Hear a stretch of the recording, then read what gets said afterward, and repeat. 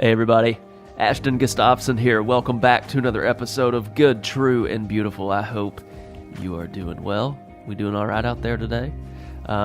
Super grateful that you have joined us. If this is your first time, welcome. We've been waiting for you. This is a place where we believe questions are greater than answers. We are on a path to discover all of the goodness and the truth and the beauty that's available in this life that we live. We're asking the big questions of what does it mean to be human? Where's it all going? What is love and peace and gratitude and goodness and faithfulness all up to? Yeah, that's what we're doing. I love when I get to say that stuff. It makes me feel good. That's who we are. That's what we're doing here. And if this is your 130 some odd time here, welcome back. Much love. Hope you're doing well. And thanks for being here. Your presence is felt.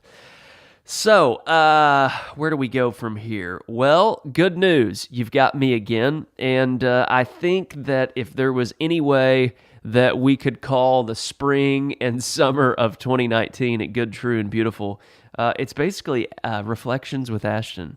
And what I've been doing is I've been going through notes, my bullet journal, journals over the years, random emails I've sent myself of ideas, reflections, books that I've read, books that have shaped and formed me. And it's been a real interesting ritual to do this because what I've uncovered is some notes that, as I revisit them, they've been very helpful for me.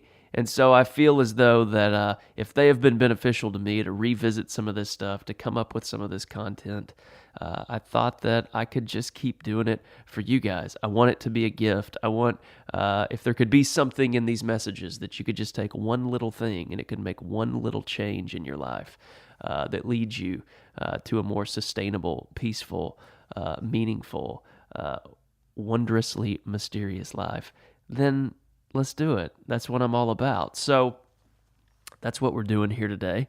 And here's a title for today's conversation. Are you ready for this?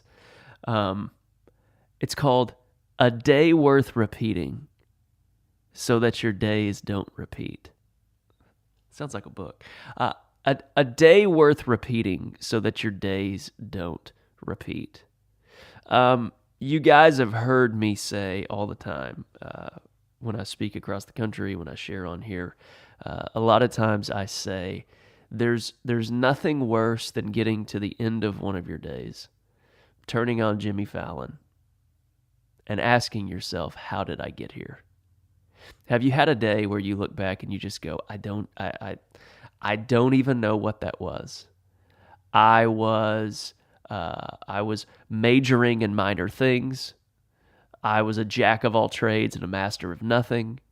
I don't even remember where I ate lunch. I don't even remember the people I connected with. I have no connection to the moment. There was no presence. There was no gratitude. There was no progress. It was just blah. Yes. And so, and maybe this is my own personal reflection, but I have found that there are few places in life that are more frustrating to be than at that moment at about 10:30 at night. And what I wanted to do here today is give you just a couple of things that maybe you could write down at the beginning of every one of your days so that you could look back. You can look backwards at the end of your day and go, I would do that again. I would do that again. That's a day worth repeating. And the reason why I added the parentheses to this conversation, a day worth repeating, parentheses, so that your days don't repeat, is because what we truly want in life is we want certainty mixed with a little uncertainty. We need to have enough ritual, routine, standard things, discipline, practice, non-negotiables, things that we do every single day that are certain, they're guaranteed, they're what we do. But we need to realize that those are the very things that open us up to the unique, mysterious, never been there before moments in our lives. Tony Hsieh, the CEO of Zappos, has this beautiful phrase, and it's called accelerate serendipity. Accelerate serendipity. And by that, what I have found in my personal life is I can accelerate serendipity if I show up in my life with a routine, with a discipline, with a practice, with a ritual that allows me to participate in ways that are often hidden, never noticed, unseen, overlooked, never retweeted. But those little things, those are the moments where I sow certain seeds, and eventually the law of the harvest creates something down the road that allows me to enjoy something, to have enthusiasm, to be stoked about life, to have a zest about it, that life becomes electric, meaningful, purposeful. There's a rhythm there. There's, oh my gosh, there's something going on here, and I just happen to be a part of it. That's what we want. That's what we all want. And so with just 2 little shifts, I think that what we can start to do is have a day that we would be worth repeating, that we would be able to look back, reflect on, and say, yes, more of that. But by doing these 2 little things, I think what it opens us up to do is have a life where each day's a little bit different. The path's a little bit different. Random things are sneaking in the back door. There's synchronicity, and yet at the same time, there's this. I wrote this in one of my journals once. I love a day where I experience a moment where I've never been here before. Now, I can tell you, there's some of those moments that are very, very tough, challenging. Wouldn't wish them on anybody. But then there's also these moments, and most of the time they are, I call them these individual moments with the divine, with the Spirit. The universe just, it's like you feel as though that something is just there happening for you. For me, it happens in nature. For me, it happens with my children. For me, it happens a lot of times when I'm just driving or by myself. All of a sudden, the moment is always full of magic. And I think there's 2 steps we can take to get us there. So, you want a 2-step? You want to take these 2 steps with me? Let's go.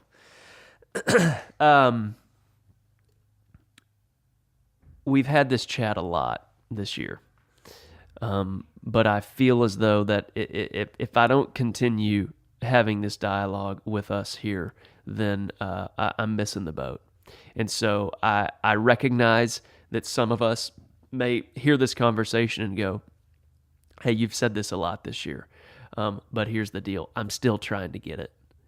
And I'm going to keep repeating it to myself every day because I have found that one of the major pain points in my life arises when this isn't there. So we begin, first step, a day worth repeating so that our days don't repeat. We must, hear me on this, we must begin at gratitude. And I know that I run the risk of sounding cliche, giving a pie in the sky conversation right here, but I'm telling you guys, if you don't begin at a place of gratitude where you find ways to see that your cup is overflowing, the first thing that's going to happen when you open your phone, when you open your inbox, when you step into the office, when you pull the car out of the garage, the first thing that's going to happen to you is you will feel some form of lack. I'm not enough. I don't have enough. There's not enough. I don't know if it's the information craze that we have in our lives today. I don't know if it's the overwhelming amount of advertising and marketing that comes our ways. I don't know. I don't have an answer on that. But what I do know is if we are not grounded and totally centered in a place of gratitude, the day almost is impossible to be rich from there on. And so I have rituals often. And some days, this is way more dense than others. Some days it's light, and I'm like, oh my gosh. I mean, I can feel my breath this morning. I'm hearing the birds right now. I'm looking my children in the eyes. I'm not being short with them. I am thrilled to be alive today. Then there's some days where, who knows, Maybe it was a dream. Maybe you didn't sleep well. Maybe it was something that you didn't deal with the day before. When it's not there, my favorite ritual is bringing out the pen and paper and writing 100 things that I'm grateful for. And again, I think I shared this a few episodes ago. The weirder, the better. The weirder, the better. Like, don't put Coca-Cola on there, right? I love Coke. I'm just grateful for Coke. No. Like, the marketer wins. The Super Bowl ad won if that's where your gratitude is. Try to reflect on like a belly laugh you had 10 years ago. Like just a moment where the veil parted and like everything was one and you were totally lost in it. Reflect on those types of things. Reflect on the little random things that you love. Specific bands, maybe a band that you love. And on that, maybe even a specific musician in that band. I'm grateful for that guy and how he does that. We got to get as small as we can. Because it's easy to go, grateful for my house, grateful for my job. And listen, if you got to start there, start there. But the smaller you can get, the more you will begin to see it. Because then, look, when what we see, what we dwell on, eventually expands. What we think on eventually expands. When you start dwelling on the small, you start seeing it everywhere. So my first step to encourage us into having a day that's worth repeating so that our days don't repeat is that we begin there. A grateful spirit operates very well. A grateful spirit is in the flow. A grateful spirit is open to the beauty that happens amidst the breakdown. A grateful spirit is open to the beautiful stuff that happens when the crack comes in. A grateful spirit goes, ooh, the light comes in the crack. And listen, I don't have to tell you guys this. If it's life, your business, relationships, raising kids, whatever it is, how often does it all go as planned? Never. But the grateful spirit has a slight pause that goes, I could throw a temper tantrum right now. I could get really frustrated right now. I could point at this or that right now. But you know what? I'm going to pause a second here and center into some gratitude, and I'm going to find where the beauty is. I'm going to find where the beauty's sneaking in the back door. The exits of gratitude, and I think this is what I wanted to share with you guys. There are places in our spirit, in our soul, where if we open these doors, we will walk out from the posture in the place of gratitude. First one is this: critique. Can you allow difference in your life? Can you allow difference?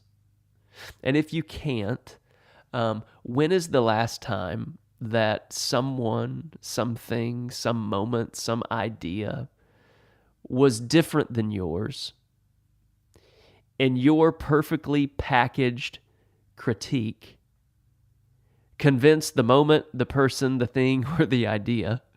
I'm not talking nouns, right? The person, place, or thing. When is the last time your perfect critique of the person, place, or thing that you delivered in a 30-second to 2-minute speech changed it? I'd like to hear about it. It doesn't happen. And so if you walk through the door of critique, just know that you're probably leaving the space of gratitude. Is there a place for critique? Sure. Absolutely. Is there a place to receive critique? Absolutely. Does it need to be the essence of your persona? No.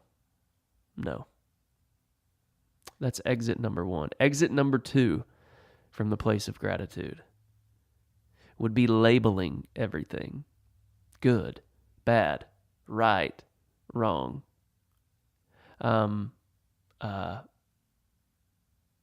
Careful with your labels. And maybe a mantra that could help you in this is, especially with people, even though we're different, we're all the same. Even though we're different, we are all the same. I think if we all came and shared our wound, if the globe sat in a big circle and we all shared our wounds, most of us would probably reach in and reach into the center of the circle and say, "I think I'll take mine back. I think I'll just keep mine as it is." To be human, to know what it is to be human, to allow someone their humanity. Careful with your labels.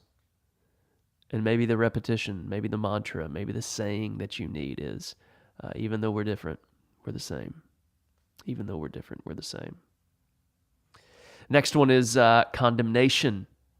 Condemnation. Has condemning ever helped you? Has condemning ever helped you? Or what about cynicism? That's another exit. Pessimism. Critique, labeling, condemnation, cynicism, pessimism. When you step at, I'll take door number pessimism. When you do that, you're leaving the place you want to be. You're leaving the place of color and moving out into a world of black and white. That's not where you want to be. You're moving out of the place of flavor. You're moving out of the place of beauty. You're moving out of the place of love. And what you're doing is you're arguing with what is. You're arguing with what is. What would it be like for your life to just allow the flow of such things? And maybe a mantra in that moment is, what am I here to learn? What am I here to learn? If it's true that everything is teaching us, can you be open? Can you be spacious? Gratitude is the place where the water, the channel of the water gets to move. And if we're not open in that space, then those waters, they'll sit still, they'll get stagnant, they won't be what we want them to be. But if every day we can open that channel, my senses are that when you begin at that place, your family, your relationships, your business partners, your clients, your customers, every person that comes in contact with you, you know these people.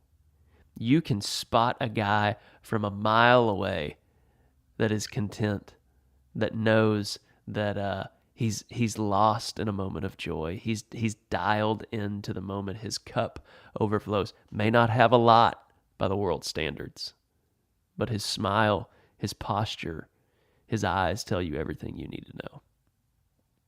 A day that's worth repeating, so that we don't repeat our days, has to begin in this place.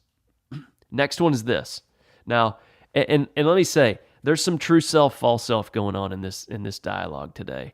The true self gets opened when we are in the space and the place of gratitude.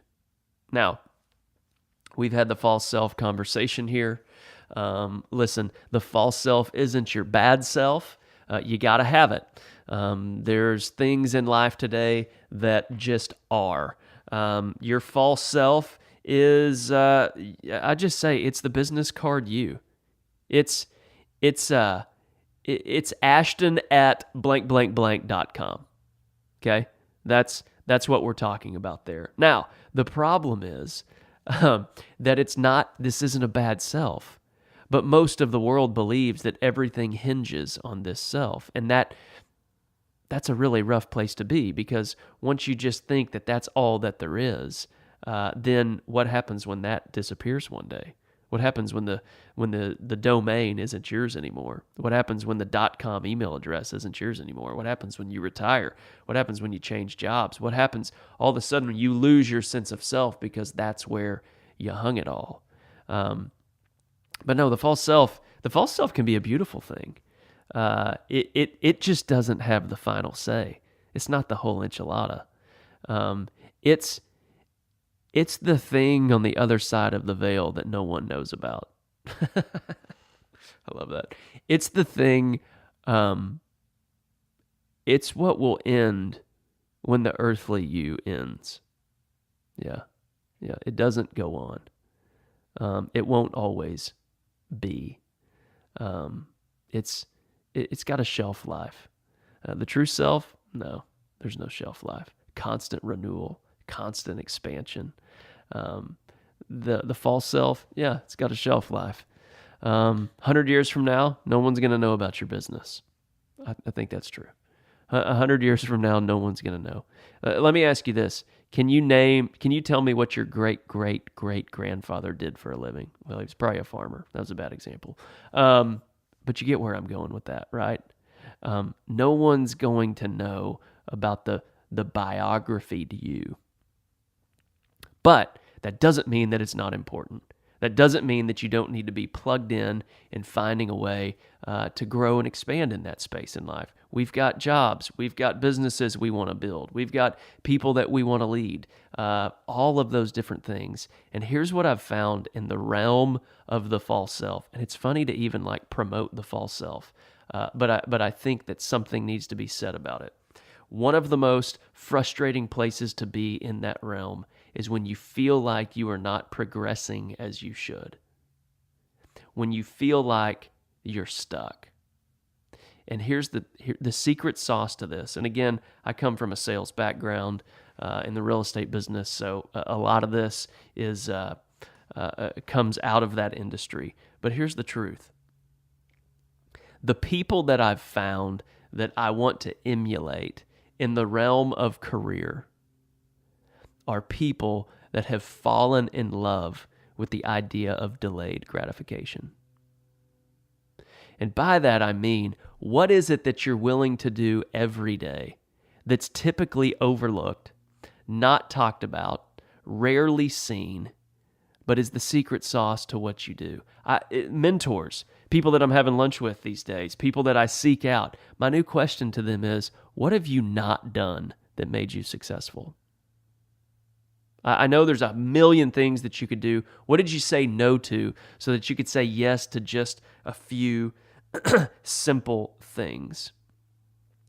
And really, this is the law of the harvest. Because the truth is, I don't know how the law of the harvest works. I am the last one to explain to you how sowing seeds in the dirt, and I'm talking in metaphors right now, sowing seeds of contribution, investing seeds of relationships, maybe sowing seeds of great data, insight, whatever that thing is that you exchange in your life, business, career, whatever, ideas. We sow these things, and somehow, some way, the fall turns to winter, the winter turns to spring, the spring turns to summer, the rain comes, the wind blows, and eventually there's a harvest. But the truth is, most of us, we want progress every single day, but what we're not willing to do is sow the seeds of contribution, sow the seeds of investment, sow the seeds of relationship, sow these seeds. None of this is retweetable. But if we're not doing it, we're not going to have the harvest down the road. Let me flip the script on this for a minute too and leave the realm of business and move into spirituality. How many of us are willing to do the overlooked, easily skipped, often never talked about daily sit of 20 minutes? You see, the daily sit of whatever your meditation practice may be, it's so easy to skip. It's so easy to forget. But after we show up day after day after day after day, eventually this thing becomes routine, and eventually you get 6 months, a year, 10 years, 20 years down the road, and you look back and you go, that was my daily connection. That if I didn't do that, everything else wouldn't have happened. And so we want progress in our life. We want to be moving forward in our businesses. We want the spiritual experience to be one of more love, more peace, more patience. We want to grow that place in our lives. The problem is most of us forget that it's about delaying some gratification. You don't need to turn on the Price is Right. You don't need to turn on your phone right out of the gate. Matter of fact, stay away from your phone in your day as long as you can. You're not going to find it there. You're not going to find the place of contribution there. I promise you, if you show up in a tasteful way in people's lives, and I'm talking in the realm of business, if you show up in a tasteful way with consistency, persistence, and with a beautiful state and a gracious posture, over time, you will harvest everything you've ever wanted to harvest. What's the Zig Ziglar phrase? Something like, if you can just help enough people get whatever they whatever they want, they'll help you get whatever you want. I mean, it's true. This is a you get what you give scenario. The law of the harvest is so mysterious to understand, but the only thing this law asks is for someone to plant something. So the second step of the day is, what are you planting? What are you planting? For your business, is it contribution? Is it data? Is it insight? What is it? I don't know. I don't know what that is in that space. But those are the secret things that we need to be doing. If we do not believe, and trust, take me up on this. Go find someone that you want to be like and ask them the question of, talk to me about delayed gratification. How are you getting to enjoy, to behold, to be with, to harvest whatever you have today? And I promise you they will tell you, oh man, the path is so narrow. I said no to these 1,000 things. I said yes to these 3 things. And listen, it wasn't fun. It wasn't necessarily a great fun experience every day. But eventually when I fell in love with it and I learned, oh, this is the magic, this is the secret sauce, then you start to fall in love with it. This is why with meditation, we just come back to it.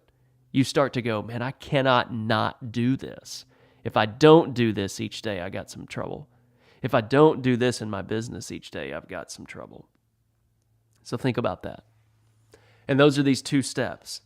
A day that's worth repeating so that our days don't repeat. When you start in gratitude and when you sow with seeds of contribution, doors start opening up. Doors start opening up. I can't explain it. And the problem is you can't just do this for a day, and you can't just do it for a week. I think Rory Vaden had a quote, and it was something along the lines of like defining success. And it was like, the thing about success is you got to pay the rent, and the rent is due every day. I think that's true. And I think if you want a day that's full of color, and you want a day where there is some newness there, where I haven't been here before, and synchronicity, where doors are just opening up and interesting things are happening. Tell me what you're doing in the secret. Tell me what you're doing in the quiet. Tell me what you're doing in the places where nobody retweets. Are you carving out space at the soul level to be grateful? Are you naming those things? I mean, once you name them, you start getting more names when you leave the door. All of a sudden, you wrote down 100 and you come back home with 1,000. And then are you doing the overwhelmingly necessary, but so easy to forget, planting of whatever your seeds need to be in life, both at the level of the false self and both at the level of the true self? Are you carving out that space to sit and be still? Are you carving out the space to be before you do? And then when you go do, are you doing the things? Are you zigging when the rest of the world zags? Are you doing the hidden, overlooked, beautiful art of being human? Listen, guys, that's the ticket. That's the ticket today. And if you want to grow that brand, that company, whatever that enterprise is that you're looking to do, start there. Go find someone that's doing it. Ask them if you can model what they've done. Ask them what they haven't done, and ask them what the 3 things are that you need to be doing every day. And I'll tell you, most of those things will be overlooked. Most of those things will shock you, and most of those things will be so easy to do that they're easy to forget. That's the toughest part of this dialogue for me today, is it's so easy to teach. And since it's so easy to do, it's easy to forget. Here's the thing. It's simple, but it's easy to forget. It's simple, but it's easy to forget. When we allow gratitude to be coupled with the unseen work of sowing our seeds of contribution and our delayed gratification in life, whatever that may be, that will eventually lead us somewhere beautiful. That will lead you to the place where you'll go, wow, this is it. This is as good as it gets. And there you start to begin to enjoy everything in a much more wholesome and compassionate way. So as you approach this week, as you approach this day, may you find a rhythm, a routine, a practice to center you into all of the thousands, if not millions of ways your cup is overflowing. And may you also fall in love with doing the work, with showing up, with being human, and doing things to where they're not so gratifying at this moment, but eventually, if you do them day after day after day, they get you to that fruitful, peaceful, wholesome, beautiful place that you wanted to be. And as you approach this week, may you pause by the orchid. Listen to the bluebird sing. Enjoy a day that's worth repeating. And be love. Hey, before you go, don't forget to hit subscribe right there on your phone. That's probably where you're listening. And if you enjoyed this, would you mind leaving us a review? One of the things that we're wanting to do is get this information out to as many people as we can. And we are finding that when people leave good, true, and beautiful reviews, that helps us get this information out more and more to people all across the world. I do not take it lightly that you invite me to ride shotgun with you in your car.